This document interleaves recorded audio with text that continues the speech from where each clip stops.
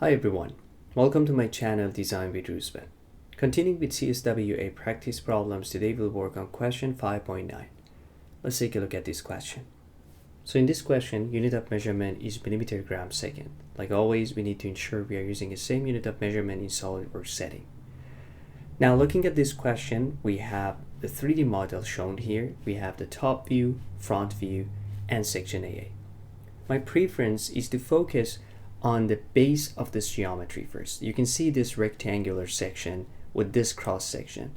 I'm going to focus on this part. I make a 2D sketch and extrude that sketch in order to make that base of the geometry.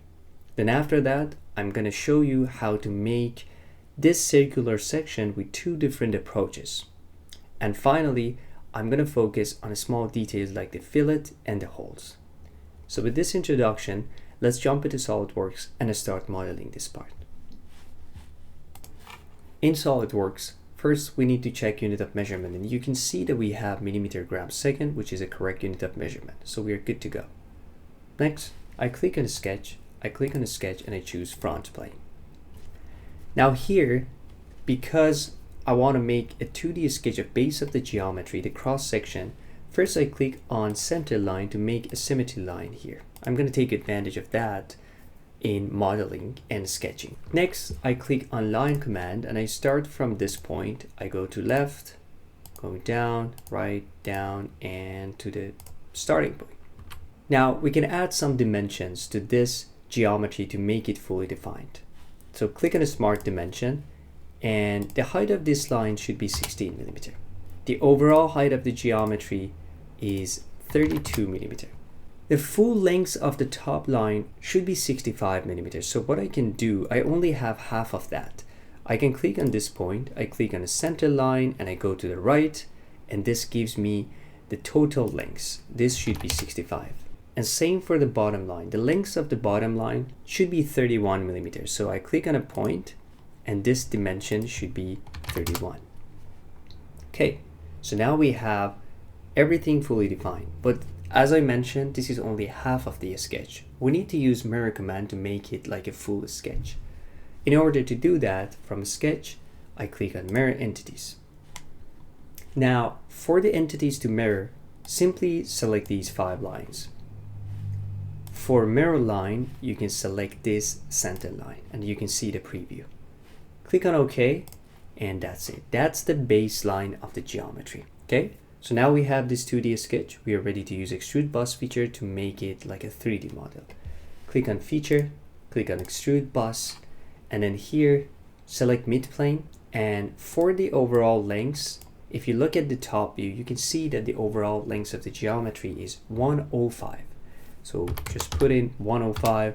Awesome. So now first part of the geometry or base of the geometry is modeled. Next, we want to focus on a circular section. For this circular section, I'm going to show you 2 different approaches to model that part. The first one is the easy one that you can do with the minimum and basic knowledge of SolidWorks. Of course, it requires more steps. The second one is more efficient, more advanced, but super easy. And I'm pretty sure if you know how to use the second approach, you're not going to use the first one. So first, let me start with the easy solution to make the circular section of the geometry. In order to make that circular section, first we need a plane. In order to have a plane, we need a reference geometry. So let's click on a sketch, select this top surface. Now let's click on line command and make a line. The angle between this line and a vertical line should be 35 degrees. So click on the smart dimension, click on the line, click on the center point, and then choose this top arrow. This angle should be 35. Now click on OK, exit the sketch. Click on feature, click on reference geometry, and click on plane. For the first reference, select this line. For the second one, I can select this top surface, and now we have a plane defined. Click on OK. Okay, so now we have this plane. Click on the sketch, and select this plane. Now we need to make the cross section, which is a circle. Click on circle command, and then here you can make this circle and you can make the second one as well. Of course, we need to dimension it. So click on a smart dimension. The diameter of the outer circle is 30 millimeter. The diameter of the inner one is 21 millimeter. Okay.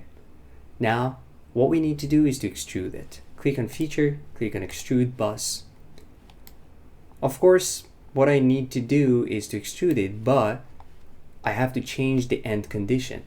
Click on midplane and change it to up to surface, and then select this surface. Activate direction 2 because we want to go to the other direction as well. So activate it and same condition, up to surface, and select this surface. Now you can see that this geometry is made. Click on OK. Okay, so that's the first step, but we need to make sure that this is a full cutout. So what I can do, from feature, I can click on extrude cut. I click on drop down menu, I go to bus extrude, I activate this sketch, and this time click on contour, clear contour, only select the inner one. Okay, the inner one, direction 1 is up to next or up to surface, doesn't matter, you can keep it as up to next. Activate direction 2 and then change that one to up to next as well. Now click on OK, and that's it. As you can see, we went through multiple steps, including making this reference line, making the plane, making a 2D sketch, doing one extrusion, doing one extruded cut. So multiple steps here, but of course we use basic command that we use on a daily basis. So this is the first approach. Now, if you're interested to know the second approach, you can continue watching this video, but if you think this is enough and you don't have time for the second approach, just feel free to skip the next 1 or 2 minutes of this video. Okay, so now I'm going to show you how to make this part with the second approach. Let me deactivate these. We go back to the base of the geometry. Now, in order to model the circular section with the second approach, we need to be familiar with 2 commands, sweep bus and sweep cut. They're basically the same, so I'm going to explain the sweep bus. Let me click on this command. Basically, this command is a fancy extrusion command. This command tells you if you have a sketch or profile, and if you have a path, SolidWorks can help you to extrude that profile along that path, no matter how complex that path is. You could have a circular path, you could have a helical path, so it doesn't need to be a straight line. All you need to do is to define a profile, and then you have a path, and the SolidWorks will do the extrusion for you. Now, the nice part of this command is that there is a separate section for circular profile. If I click on circular profile, then you see you only need to define the path. Basically, SolidWorks asks you for diameter of the profile. You only define the diameter. You don't need to make a sketch. You just define it, and then SolidWorks will extrude the part or sweep the part along the path that you defined. Let me show you, and it will be much clearer for you. So let me close this first. Okay, so the bottom line is that I need a path. So in order to make that path, I click on a sketch, and I choose top surface. Now, in order to make a path, I click on line command, and then here I make a line. Of course, this line needs to pass through the origin of the geometry, so I select the line, I hold Control, I select the origin, and I choose coincident. Click on the smart dimension. We can add angle as well. The angle between this line and a vertical line should be 90 minus 35 degree. Now this line is fully defined. Now we have the path. Close it. As you can see, this is a path, and we want to extrude or sweep a circular profile along this path. So all you need to do is to go to feature, click on sweep bus, and then here select circular profile.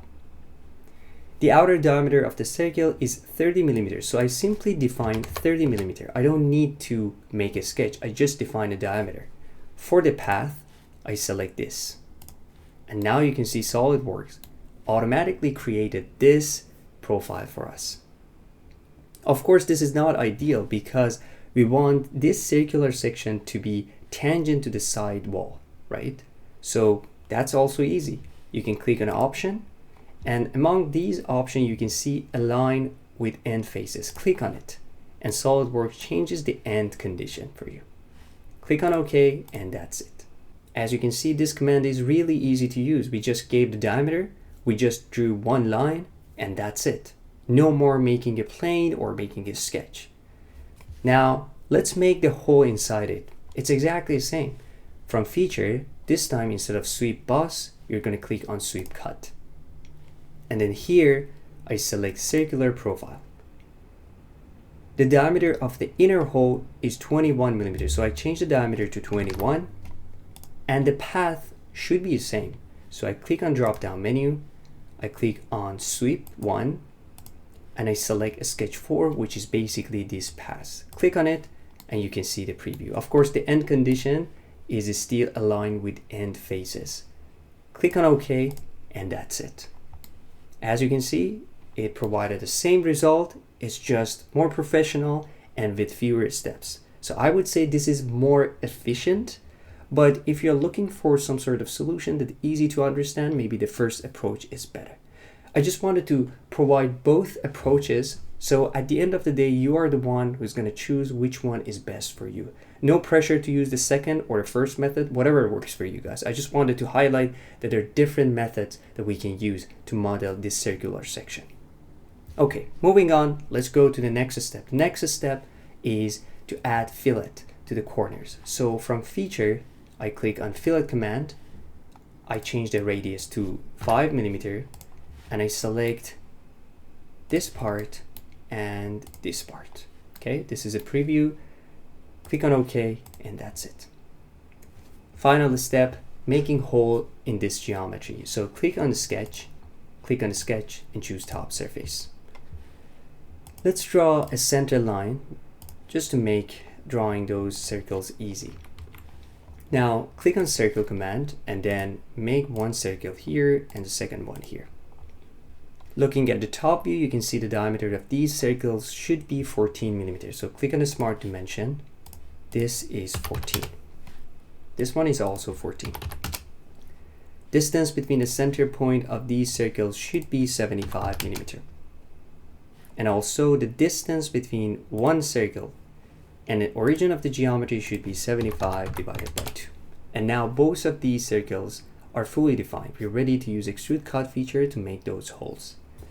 Click on feature, click on extrude cut, and then here I have up to next active, which means that I want to extrude cut these holes up to the next surface, which is this bottom surface. Click on OK, and that's it.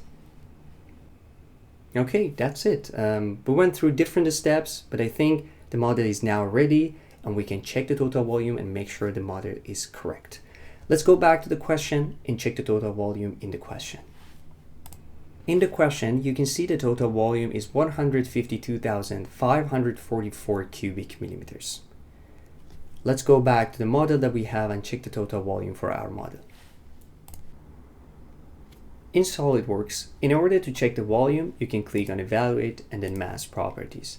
And here you can see the final answer. The final answer for our model is 152,545 cubic millimeters. If you look at this number, this is slightly different from the number that we have in the question. As a matter of fact, the difference is only 1 cubic millimeters. I'm not really sure why this is happening. This could be simply because of different version of SolidWorks or accuracy in the model, but for sure there's no problem with the way that we model this part. As a matter of fact, 1 cubic millimeter is well within the marginal error that is acceptable for modeling a part. And in a real exam as well, usually you have multiple choices question and the answers are not super close. Like the difference between those choices is not really 1 cubic millimeters. So if you find this number, you can simply find the correct answer in the question. So I hope this is clear. I just wanted to clarify that this difference is absolutely nothing. It's not really significant and there's no problem with our model. Okay, that's it. That's a wrap for this video. I hope you enjoyed it. If you have any comments or feedback, please leave comments down below. Thanks again for watching. My name is Ruzbe. Hope to see you again soon in the next videos.